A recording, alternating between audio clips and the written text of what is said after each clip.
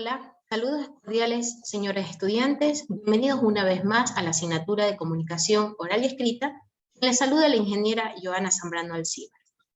A continuación, en esta unidad número 3, vamos a ver conceptos que se relacionan a citas, a referencias y también a documentos científicos, utilizando una correcta bibliografía. El objetivo de esta clase es utilizar las citas bibliográficas aplicando las normas de referenciación para la elaboración de textos académicos y de investigación. El resultado de aprendizaje se enmarca en aplicar nociones que se requieren en la redacción de textos académicos y científicos de acuerdo a las normas de referenciación. Como una pequeña introducción, vamos a hablar de dónde nace el nombre de normas APA.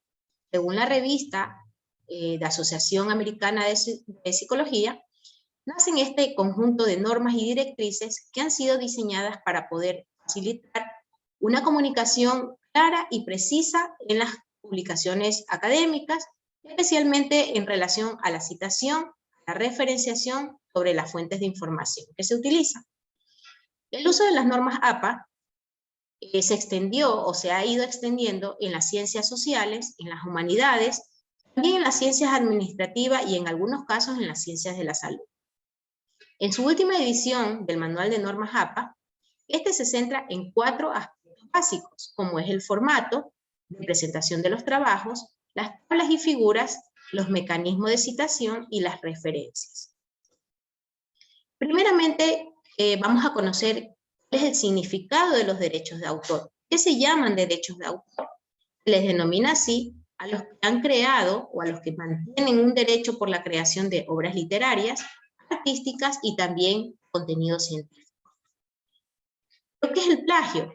El plagio es considerado como la apropiación o poder tomar una idea que puede ser textual o gráfica, sin realizar la debida citación del autor. A continuación vamos a conocer algunos ejemplos clásicos del uso del plagio. Por ejemplo, copiar una obra y presentarla como si fuera mía o como si fuera propia. También copiar y pegar texto de internet sin citar la fuente. La reproducción de un texto en mi trabajo o en mi escrito sin hacer la referencia de la fuente bibliográfica o la autoría. También se denomina ejemplos de plagio, se los considera plagios a poder utilizar frases, párrafos, ideas en nuestros escritos académicos o investigativos sin citar la procedencia o el autor. El uso del parafraseo en un texto sin citar la fuente o citar a su autor también se lo considera plagio, además de la apropiación o la copia de cualquier obra multimedia sin dar créditos al autor. Y también otro ejemplo es poder comprar a otra persona un trabajo sin que yo lo haya realizado y presentarlo como propio.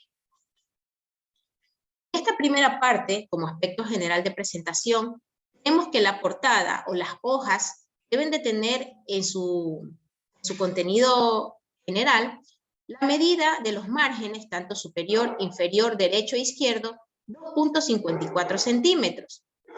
El texto se dice que debe de tener una sangría de 1.27, sin embargo, esto solo se lo realiza en la primera línea de cada párrafo. ¿Qué tipo de papel, según la norma APA, dice que se puede emplear? Se puede emplear tipo carta, sin embargo, en nuestro medio, el más utilizado es el tamaño A4. Para uso educativo o para uso académico, el alineado generalmente se solicita que sea justificado por términos de estética, y el interlineado sí es de 2 puntos o doble. Los tipos de fuente aceptados por la normativa o el manual de normas APA es Calibri de 11 puntos, Arial de 11 puntos, Lucila Sans de 10 puntos, y otros tipos de fuentes como la Georgia de 11 puntos y la Times New Roman de 12 puntos. Vale recalcar que el tipo de fuente debe de ser general en todo el texto y no utilizar varios tipos de fuentes. Las portadas de los trabajos académicos, según la normativa, es que se establezca una numeración en las páginas. Primeramente se establezca el título o tema del trabajo, luego la autoría, el nombre del autor o los autores, La afiliación, que es la que se le denomina hacia dónde pertenece el autor, en este caso la institución educativa, asignatura, docente o profesor, y por último la fecha de elaboración del trabajo. Vamos a hablar un poco de lo que son las citaciones, pero primero debemos conocer el significado de lo que es una cita. Una cita considerada así como una expresión de ideas que puede ser parcial y que se utiliza basándose en una referencia, es decir, el origen de la fuente. La cita puede ofrecer generalmente el apellido del autor y también el año de publicación. A continuación vamos a ver la forma correcta, según la normativa APA, para poder citar. Primero debemos de conocer cuáles son los tipos de citas existentes. En este caso tenemos la primera cita, que es aquella llamada cita narrativa o cita basada en el autor, ¿ya? Y la segunda, que es la parentética o basada en el texto. Su nombre parentético significa que está entre paréntesis toda la información. En el lado derecho tenemos una cita basada en el autor, ¿ya? Si nos damos cuenta, en esta cita se va a utilizar o se va a agregar el apellido del autor dentro del texto. En las citas narrativas, el nombre del autor, como les digo, va incorporada a la oración, pero solo el año de publicación va entre paréntesis. Recordemos que este ejemplo de cita es la cita narrativa o basada en el autor. Y la cita basada en el texto o parentética es aquella en la que se ubica al final de la cita, entre paréntesis, todo el apellido y el año del autor, ¿no? Hay que identificar muy bien esos dos tipos de cita. Ahora, ¿cuáles son las dos formas o los tipos de citación marcados hacia el contenido o el número de letras? Tenemos primero la cita textual o cita directa. Es aquella cita, es la transcripción exacta de las palabras dichas por el autor. Es decir, es una copia real de lo que el autor dijo. Su longitud va a determinar la presentación de la misma, es decir, el formato. Cuando hablamos de longitud, el número de palabras.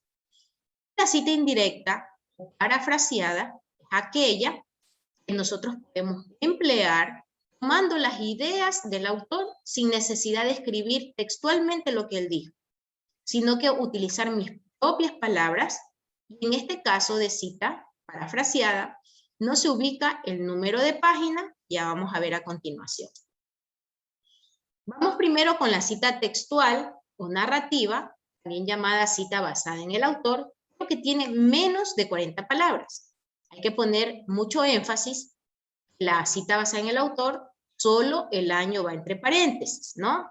Iniciamos la oración haciendo referencia al autor y decimos, Turpo nos dice que. La cita textual va entre comillas, como se indica en el ejemplo, y por último va el número de la página, entre paréntesis, seguido de un punto final. A continuación, tenemos la cita textual o la parentética de menos de 40 palabras, ¿no? En este ejemplo, la cita fue dicha por Turpo, que en este caso es el del ejemplo, va entre comillas. La cita, tanto el apellido, el año, el número de página, va entre paréntesis seguido del punto final. Esos son los dos primeros tipos de cita, de menos de 40 palabras, la primera basada en el autor y la segunda la cita parentética o textual. Luego tenemos la cita larga. ¿Por qué se le llama cita larga? Porque es aquella cita que tiene más de 40 palabras.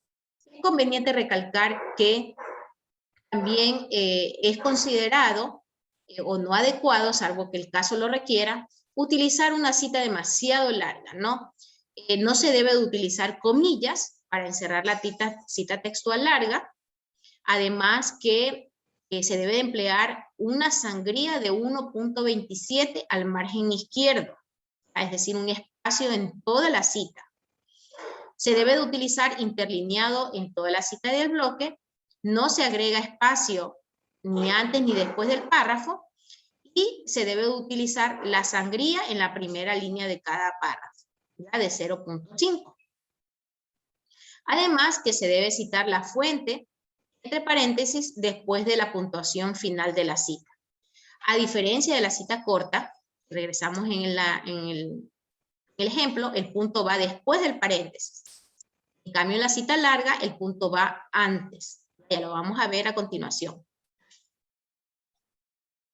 En esta cita textual, es decir, la que tiene más de 40 palabras, que va entre paréntesis o parentética, si nos damos cuenta, no usamos comillas, el punto final va antes, paréntesis, y tenemos el autor, el año de publicación y el número de página. Recordemos que nos dice la normativa APA que aquí debe de haber un espacio en todo el párrafo de la cita de una sangría de 1.27. En algunos autores esta cita es conocida como cita en bloque por el espacio que lleva, ¿no? Luego tenemos la cita textual narrativa de más de 40 palabras, es decir, aquella que también le conocemos como basada en el autor. Recordemos que aquí hacemos mención al autor. Este tipo de palabras nos pueden indicar que es una cita basada en el autor. Cuando utilizamos terminologías como afirma que, menciona que, refiere que, concluye que. Esos son algunos de los ejemplos.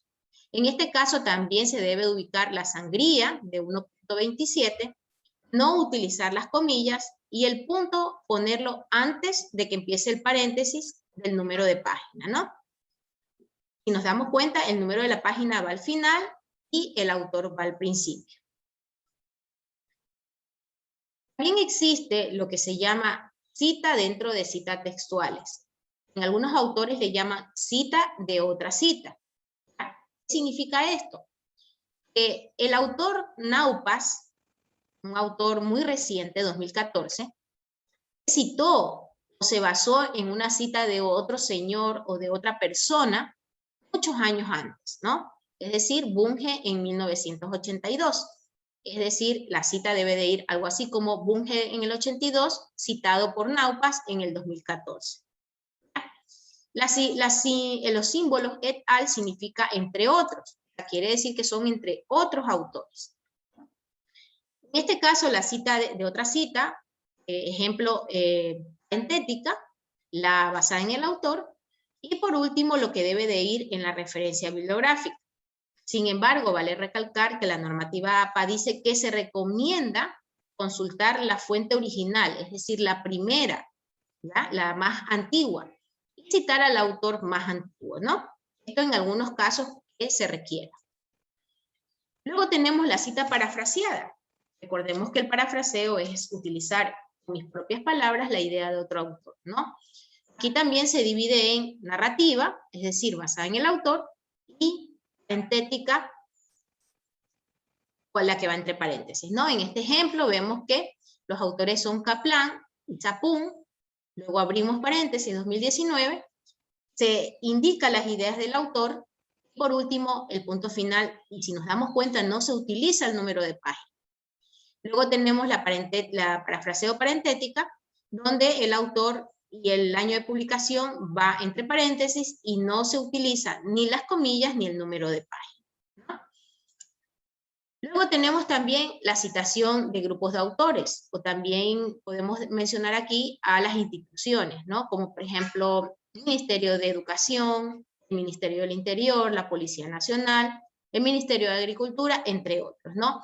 Esas personas o esos grupos de autores son a nivel institucional y deben de ser citados según lo que corresponde, ¿no? Entre paréntesis, o por primera vez poner todo el nombre, y cuando se los vuelva a citar, solo se utiliza la abreviatura, ¿no?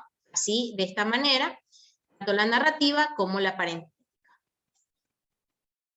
También es probable que encontremos más de un autor en un artículo, en una fuente bibliográfica. ¿Qué sucede cuando hay más de un autor? Se debe de ubicar, en el caso que si son dos autores, el nombre de los dos autores y el año de publicación. En algunos casos, para la escritura en el idioma inglés, la simbología I va reemplazada por un símbolo que parece una S invertida, ¿no?